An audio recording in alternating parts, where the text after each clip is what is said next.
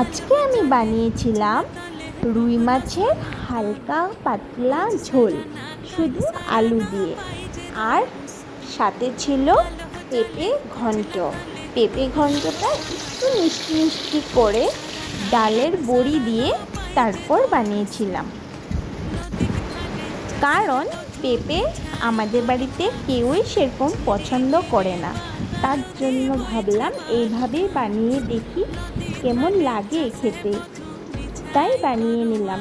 পেঁপেটা কিভাবে বানাই সেটাও তোমাদের সাথে শেয়ার করছি, আর এদিকে রুই মাছের ঝোলটা কিভাবে বানিয়েছি সেটাও শেয়ার করছি।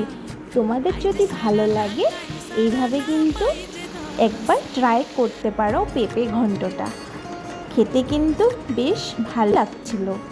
আর আজকে কি বানিয়েছিলাম, ডাল সিদ্ধ। আর কিন্তু সেরকম কিছুই বানাইনি, তার জন্য ডাল সিদ্ধ তো আর দেখানোর মতন কিছু নেই। তার জন্য এই দুটো আইটেমই আমি তোমাদের সাথে শেয়ার করছি।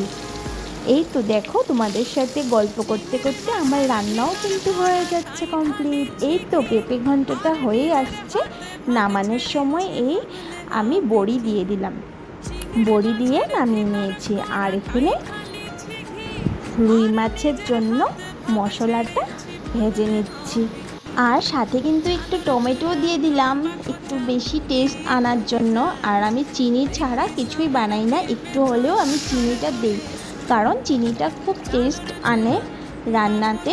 আর তারপর যখন মশলাটা কষে গেল, আমি কিন্তু জল দিয়ে দিলাম ঝোল বানাবো তার জন্য।